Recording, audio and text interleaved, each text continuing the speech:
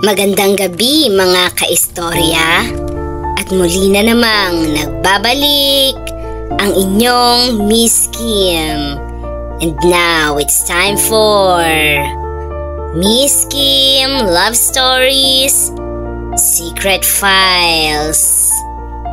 Ngayong gabi ay ating babasahin ang isang kwentong may halong emosyon, pagnanasa at bigat ng pamamaalam. Ito ay may pamagat na Huling Sex Namin ni X. Kanina pa lang, ramdam ko na ang init sa katawan ko mula sa text niya. Pwede ba tayong magkita mamaya? Last na to. Alam ko na kung anong ibig sabihin nun, at hindi ako makatanggi. Pagdating ko sa dati naming tambayan, nakasandal siya sa kotse. Simple lang ang suot, pero sapat para bumalik lahat ng alaala. Walang masyadong salita. Pagpasok namin sa maliit na kwarto ng motel, ramdam ko agad ang tensyon. Isinara niya ang pinto, hinarap ako at biglang isinandal sa dingding. Mainit at marahas ang halik niya.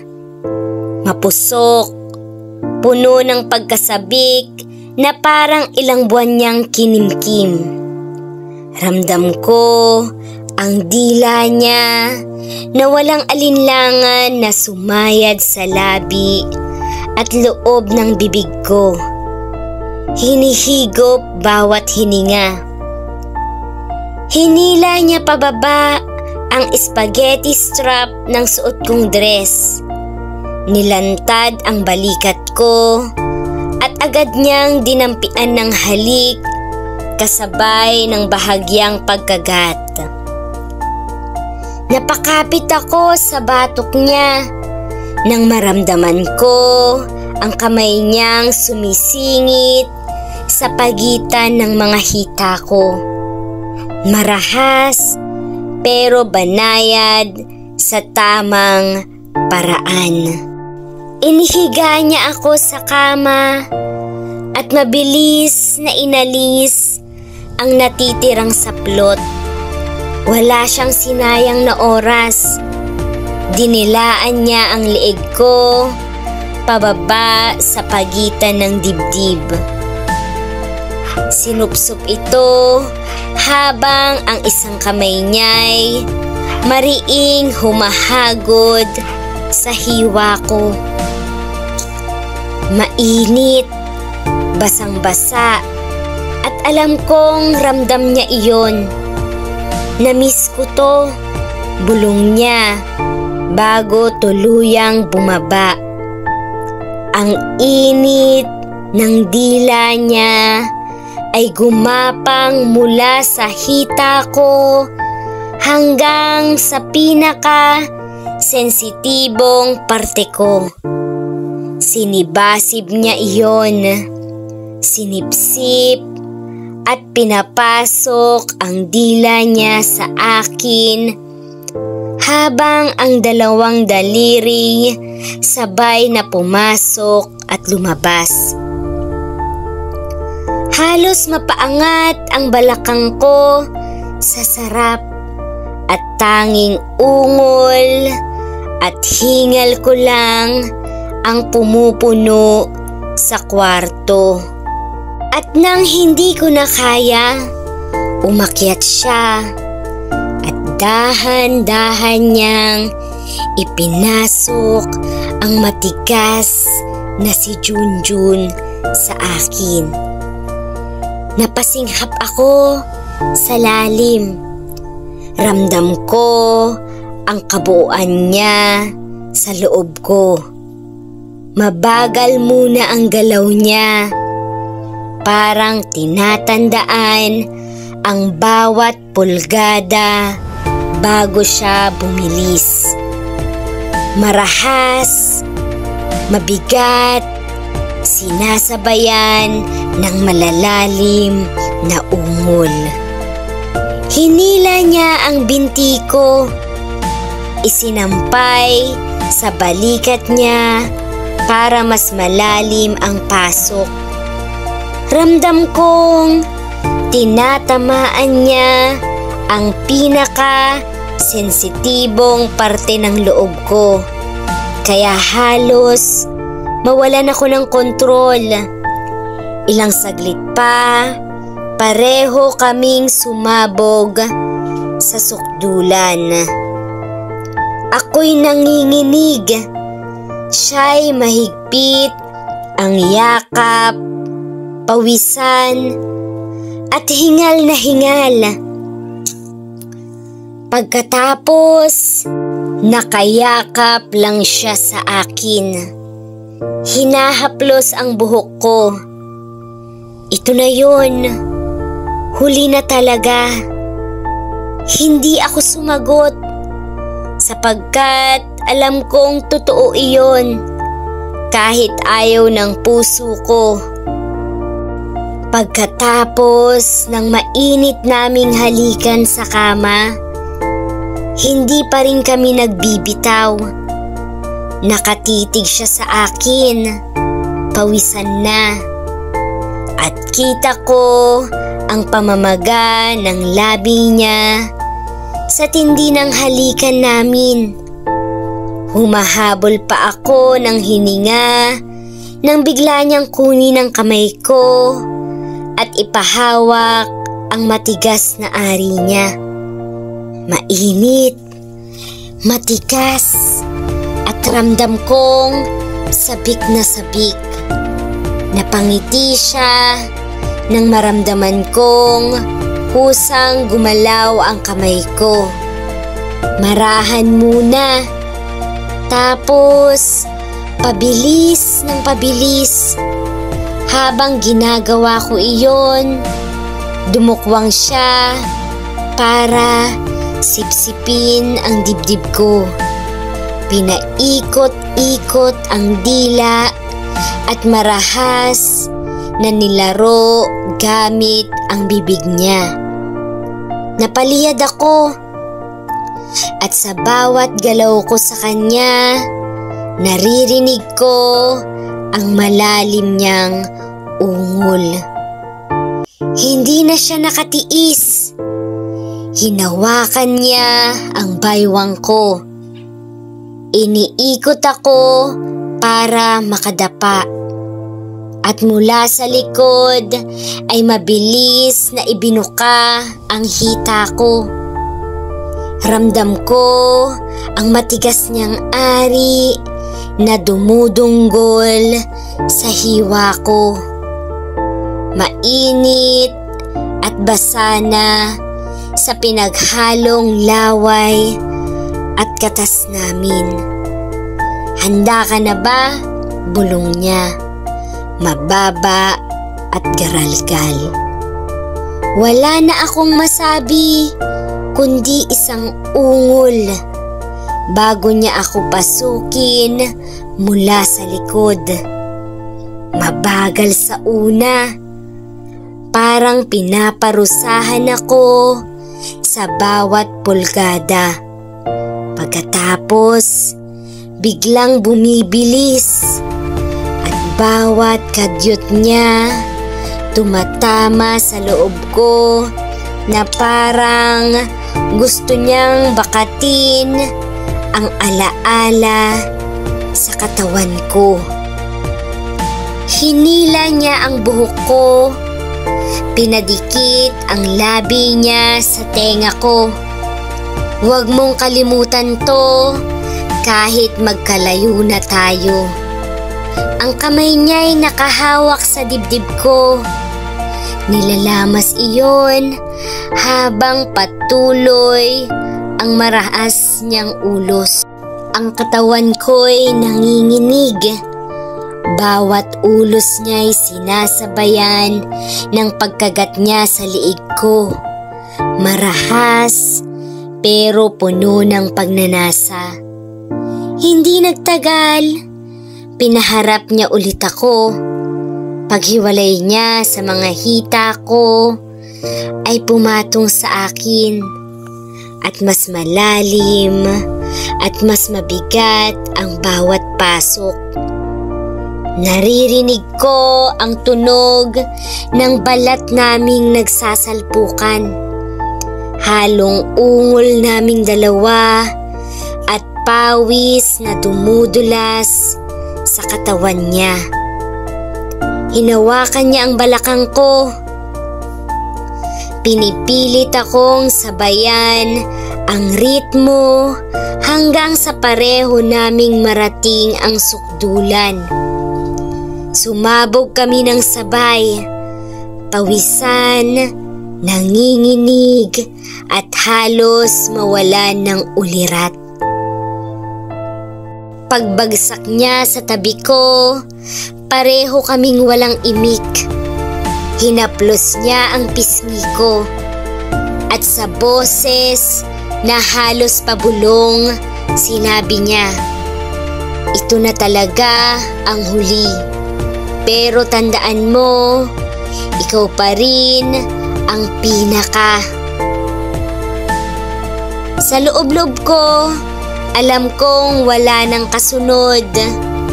Pero habang nakapikit ako sa yakap niya, ramdam ko pa rin ang init ng gabing iyon at alam kong dala-dala ko iyon habang buhay. Madaling araw na nang magising ako. Tahimik ang paligid. Malamig ang aircon, pero mas malamig ang puwang sa tabi ko. Wala na siya. Sa mesa, isang maliit na papel ang iniwan. Salamat sa lahat at patawad sa lahat. Binasa ko iyon ng paulit-ulit habang nakaupo sa gilid ng kama. Hubad pa rin at nakabalot lang sa kumot. Sa bawat paghinga ko, bumabalik sa isip ko ang huling sandali namin. At naalala ko, nakahiga kami sa kama, hingal na hingal, habang dahan-dahan siyang bumababa ulit sa pagitan ng mga hita ko. Huling beses na to, bulong niya. Pero ang mga mata niya'y parang hindi handang matapos. Marahan niyang hinagod ng dila ang hiwa ko. Mabagal sa una. Parang tinatandaan ang bawat lasa at bawat pintig ng katawan ko. Napahawak ako sa buhok niya. Idinidiin ang mukha niya sa akin habang pinapasok niya ang dalawang daliri. Pinapabilis ang ritmo. Mainit, basa, at parang wala nang ibang mundo kundi kaming dalawa. Nang makita niyang nanginginig na ako, umakyat siya at agad na ipinasok ang matigas niyang ari. Malalim, madiin, walang pasintabi. Hinawakan niya ang mga binti ko. Isinampay sa balikat niya na para bang mas maramdaman ko ang buong pasok niya. Nang marating ko ang sukdulan, halos mabali ang daliri ko sa pagkahawak sa kama. Siya naman ilang ulos pa bago sumabog sa loob ko. Mariing idiniin ang sarili sa akin at mahigpit ang yakap na parang gusto niyang maglaho sa mismong katawan ko. Habang bumabalik ako sa kasalukuyan, hawak ko pa rin ang maliit na papel habang dinadamdam ang init na kanina lang ay akin pa. Ngayon, malamig na ang kama. Pag uwi ko, tahimik lang ang kalsada. Pero sa loob ko, parang may sumisigaw. Hindi dahil sa sakit, kundi alam kong ang gabing iyon sa lahat ng nangyari ay magiging marka na hindi na mabubura. At sa bawat pag-idlip ko sa mga susunod na gabi, alam kong babalik at babalik sa isip ko ang bawat halik, bawat ulos at bawat bulong niya ng mahal kita. Lumipas ang 3 buwan mula ng huling gabi namin. Pinilit kong kalimutan siya. Busy sa trabaho, sa sarili, sa lahat ng bagay na pwedeng magpaikot sa isip ko para hindi ko siya maalala.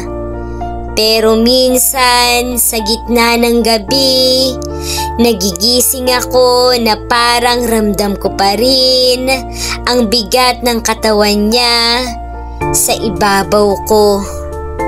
Isang hapon, inimbitahan ako ng kaibigan sa isang simpleng inuman.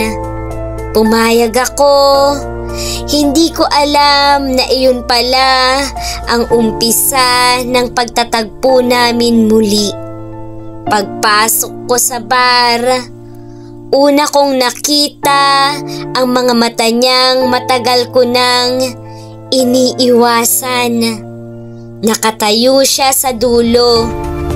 Nakangiti pero may lungkot. Parang walang nagbago sa itsura niya. Pero ramdam kong mas mabigat ang dala niya ngayon. Lumapit siya.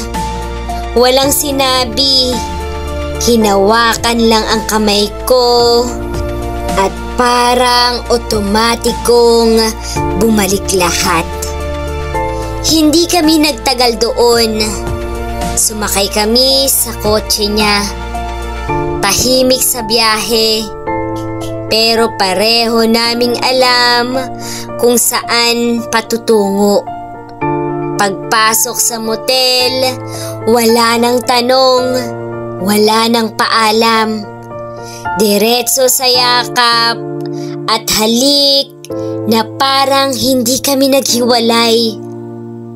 Mabilis niyang hinubad ang damit ko at sa isang iglap, nakadikit na ulit ang balat namin. Namiss kita, bulong niya habang hinahaplos ang hita ko pataas. Hindi ko na siya pinigilan. Mainit at marahas ang halik niya. Parang hinahabol ang oras na nawala. Pinaupo niya ako sa gilid ng kama. Bumaba sa pagitan ng hita ko. At walang pag-aalinlangan na sinibasib ako. Ang dila niya'y gumuhit sa init ng loob ko. Ang mga kamay niya'y mariing humahawak sa balakang ko para hindi ako makaalis. Napaungol ako sa sarap at halos sumabog na ako bago pa man siya pumatong. Nang ipasok niya ako, ramdam ko agad ang lalim at bilis ng bawat ulos. Parang desperado, Parang takot siyang matapos agad. Hinila niya ako palapit. Hinawakan ang mukha ko.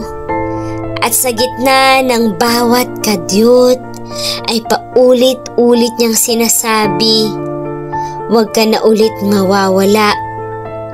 Pareho kaming nilamon ng sukdulan. Pawisan, hingal na hingal, at nakayakap na parang ayaw nang maghiwalay. Pero ngayong gabi, wala nang huli na to. Ngayon, alam kong babalik siya at baka lang sa pagkakataong ito, hindi na siya aalis.